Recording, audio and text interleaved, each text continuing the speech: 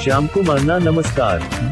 પ્રશ્ન 1. જર્મન મનોવૈજ્ઞાનિક વુલ્ફગેંગ કોહલરે આંતરસૂઝ દ્વારા શિક્ષણ અનસાઇટ લર્નિંગ ના પ્રયોગો કયા ચિમ્પાન્ઝી પર કર્યા હતા અને તે કયા સંપ્રદાય સાથે જોડાયેલા હતા?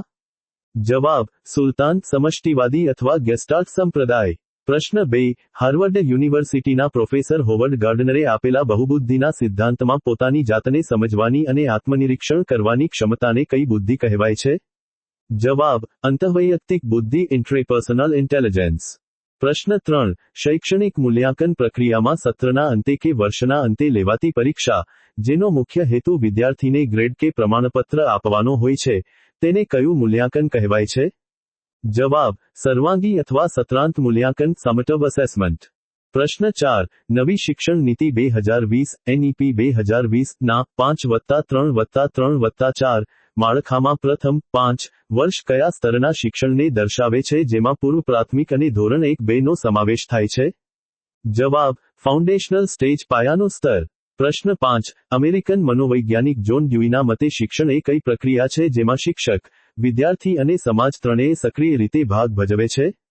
જવાબ: ત્રિધ્રુવી પ્રક્રિયા. પ્રશ્ન 6. કયા મનોવૈજ્ઞાનિકે નૈતિક વિકાસનો સિદ્ધાંત થિયરી ઓફ મોરલ ડેવલપમેન્ટ આપ્યો હતો, જેમાં તેમણે પૂર્વ પરંપરાગત, પરંપરાગત અને પશ્ચાત પરંપરાગત એમ 3 મુખ્ય સ્તરો દર્શાવ્યા છે? જવાબ: લોરેન્સ કોહલબર્ગ. પ્રશ્ન 7. વર્ગખંડમાં ચાલતી શિક્ષણ પ્રક્રિયામાં જ્યારે પૂર્વજ્ઞાન નવીન જ્ઞાન શીખવામાં અવરોધ ઊભો કરે, ત્યારે મનોવિજ્ઞાનની ભાષામાં તેને કેવું અધ્યયન સંક્રમણ કહેવાય છે? જવાબ: નકારાત્મક સંક્રમણ, નેગેટિવ ટ્રાન્સફર ઓફ લર્નિંગ. પ્રશ્ન 8. શિક્ષણનો અધિકાર અધિનિયમ RTE એક્ટ 2009 મુજબ ધોરણ 6 થી 8 ના ઉચ્ચ પ્રાથમિક શિક્ષણના 1 વર્ષ દરમિયાન લઘુત્તમ કેટલા શૈક્ષણિક કલાકો ઇન્સ્ટ્રક્શનલ અવર્સ નું શિક્ષણ કાર્ય અનિવાર્ય છે? જવાબ: 1000 શૈક્ષણિક કલાકો. પ્રશ્ન 9. વ્યક્તિત્વ માપનની પ્રક્ષેપણ પદ્ધતિઓમાં બાળ પ્રત્યક્ષ જ્ઞાન કસોટી ચિલ્ડ્રન્સ પરસેપ્શન ટેસ્ટ CAT કોના દ્વારા વિકસાવવામાં આવી હતી જે બાળકોના વ્યક્તિત્વને સમજવામાં મદદ કરે છે? જવાબ: લિયોપોલ્ડ બેલક. પ્રશ્ન 10.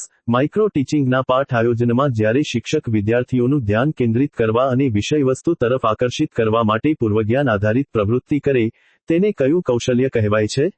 જવાબ: વિષયાભિમુખ કૌશલ્ય, સેટ ઇન્ડક્શન સ્કિલ.